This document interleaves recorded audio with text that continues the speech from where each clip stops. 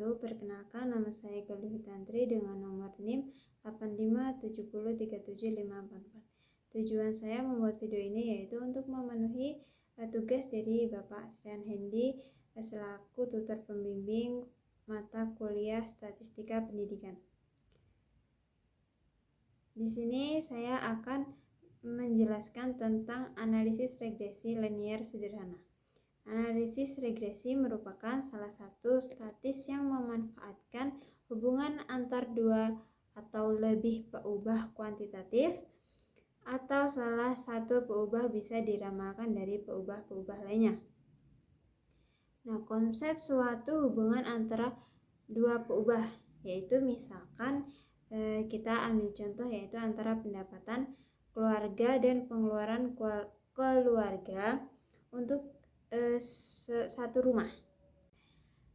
Dari contoh ini kita akan membedakan antara hubungan fungsional dan hubungan statis, yaitu hubungan fungsional antara dua peubah dinyatakan melalui suatu rumus sistematis. Nah, jika X peubah bebas atau independen variabel dan Y peubah tak bebas atau independen variabel, hubungan fungsionalnya adalah Y sama dengan Fx. Nah, dari hubungan fungsional antara dua peubah kita bisa mengambil contoh dengan hubungan antara volume penjualan dalam rupiah atau kita sebutnya Y. Sebuah produk yang dijual pada harga tetap tertentu dan banyaknya unit barang yang terjual. Untuk unit barang yang terjual kita kasih X. Jika harga jualnya adalah 2.000 per unit, maka hubungan antara keduanya dapat dinyatakan oleh persamaan Y sama dengan 2X. Dari contoh di atas kita bisa mengambil salah satu contoh bentuk tabel yaitu banyak unit terjual pada setiap periode. Nah, kita bisa lihat pada gambar di sebelah. Untuk periode pertama, barang atau unit yang terjual yaitu 25 dan volume penjualan atau rupiahnya itu 150. Pada periode kedua, banyak unit terjual itu 25 dan volume penjualan itu 50. Nah, pada periode yang ketiga, banyaknya unit terjual itu 130 dan volume penjualan atau ribuan rupiahnya itu 260. Yang kedua yaitu hubungan statistik antara dua peubah.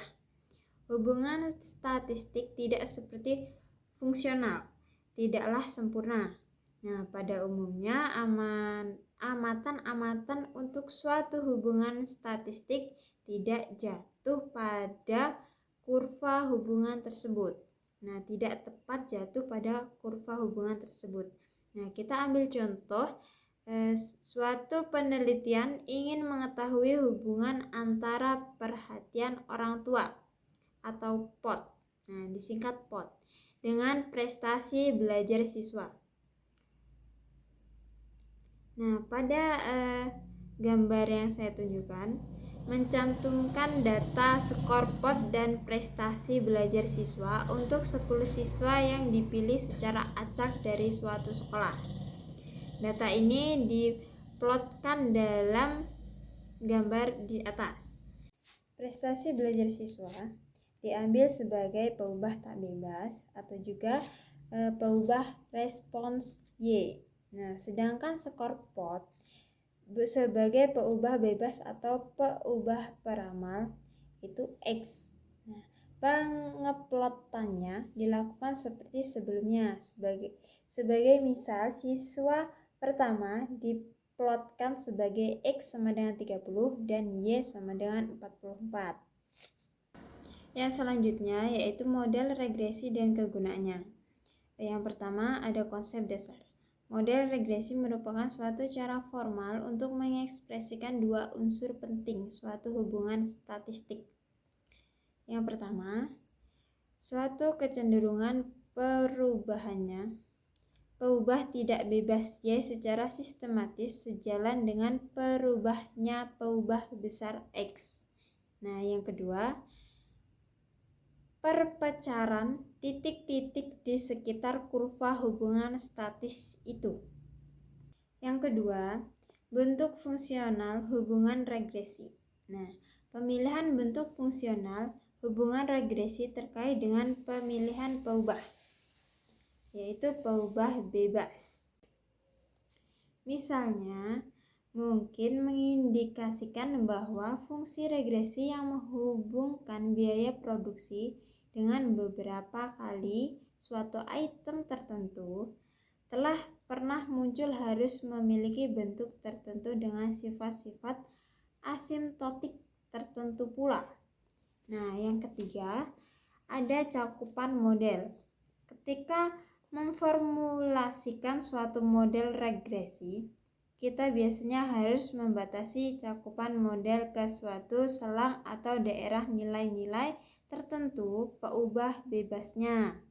Nah, cakupan ini ditentukan oleh rancangan penelitian atau oleh jangkauan data yang tersedia.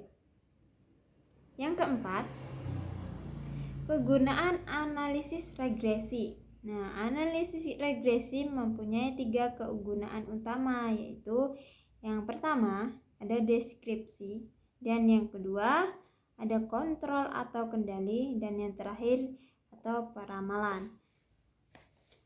Nah, mungkin hanya sekian yang bisa saya sampaikan. Jika ada salah penjelasan atau salah pengertian saya, mohon dibenarkan.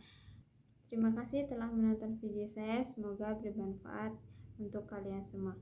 Saya akhiri, wassalamualaikum warahmatullahi wabarakatuh.